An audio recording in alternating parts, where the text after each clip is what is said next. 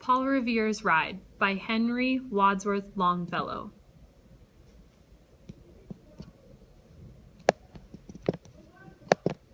Listen, my children, and you shall hear of the midnight ride of Paul Revere. On the 18th of April in 75, hardly a man is now alive who remembers that famous day and year. He said to his friend, "If the British march by land or sea from the town tonight, hang a lantern aloft in the belfry arch of the north tower as a signal light, one if by land and two if by sea, and I on the opposite shore will be, ready to ride and spread the alarm through every village, for every Middlesex village and farm, for the country folk to be up and to arm." Then he said, "Good night," with muffled oar, silently rowed to the Charleston shore, just as the moon rose over the bay, where swinging wide at her moorings lay the Somerset British man-of-war, a phantom ship with each mast and spar, across the moon like a prison bar. And a huge black hulk that was magnified by its own reflection in the tide. Meanwhile his friend through alley and street wanders and watches with eager ears, till in the silence around him he hears the muster of men and arms and the tramp of feet. The muster of men at the barrack door, the sound of arms and the tramp of feet, and the measured tread of the grenadiers marching down to their boats on the shore. Then he climbed the tower of the Old North Church, by the wooden stairs with stealthy tread, to the belfry chamber overhead, and startled the pigeons from their perch on the somber rafters that round him made, massing and moving shapes of shade. By the trembling ladder, steep and tall, to the highest window in the wall, where he paused to listen and look down, a moment on the roofs of the town, and the moonlight flowing over all. Beneath, in the churchyard, lay the dead, in their night encampment on the hill, wrapped in silence so deep and still that he could hear, like a sentinel's tread, the watchful night wind. The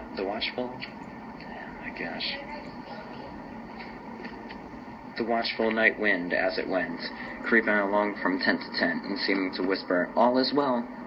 A moment only he feels the spell of the place and the hour and the secret dread of the lonely belfry and the dead, for suddenly all his thoughts are bent on a shadowy something far away, where the river widens to meet the bay, a line of black that bends and floats on the rising tide like a bridge of boats. Meanwhile, impatient to mount and ride, booed and spurred with a heavy stride, on the opposite shore walked Paul Revere. Now he patted his horse's side, now gazed at the landscape far and near, then impetuous stamped the earth, and turned and tightened his saddle girth. But mostly he watched with eager search the belfry tower of the Old North Church, as it rose over the graves on the hill, lonely and spectral and somber and still. And lo, as he looks on the belfry's height, a glimmer and then a gleam of light. He springs to the saddle, the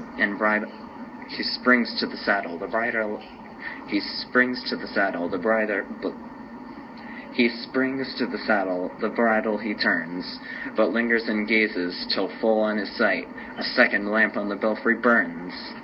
A hurry of hoofs in a village street, a shape in the moonlight, a bulk in the dark, and beneath, from the pebbles, in passing, a spark. Struck out by a steed flying fearless and fleet, that was all, and yet through the gleam in the light, the fate of a nation was riding the night, and the spark struck out by that steed in his flight kindled the land into flame with its heat. He has left the village and mounted the steep, and beneath him, tranquil and broad and deep, is the mystic, meeting the ocean tides, and under the alders that skirt its edge, now soft on the sand, now loud on the ledge, is heard the tramp of his steed as he rides. It was 12 by the village clock, and when he crossed the bridge into Medford town, he heard the crowing of the cock, and the barking of the farmer's dog, and felt the damp of the river fog that rises after the sun goes down. It was 1 by the village clock when he galloped into Lexington. He saw the gilded weathercock swim in the moonlight as he passed, and the meeting-house windows, blank and bare, gaze at him with a spectral glare, as if they already stood aghast at the bloody work they would look upon. It was 2 by the village clock. When he came to the bridge in Concord town, he heard the bleating of the flock and the twitter of birds among the trees, and felt the breath of the morning breeze blowing over the meadows brown. And one was safe and asleep in his bed, who at the bridge would be first to fall, who that day would be lying dead, pierced by a British musket ball. You know the rest in the books you've read, how the British regulars fired and fled, how the farmers gave them ball for ball, from behind each fence and farmyard wall, chasing the redcoats down the lane, then crossing the fields to emerge again, under the trees at the turn of the road, and only pausing to fire and load.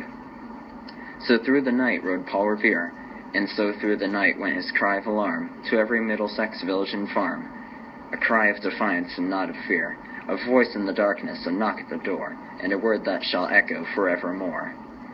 For borne on the night wind of the past, through all our history to the last, in the hour of darkness and peril and need, the people will waken and listen to hear the hurrying hoofbeats of that steed, and the midnight message of Paul Revere.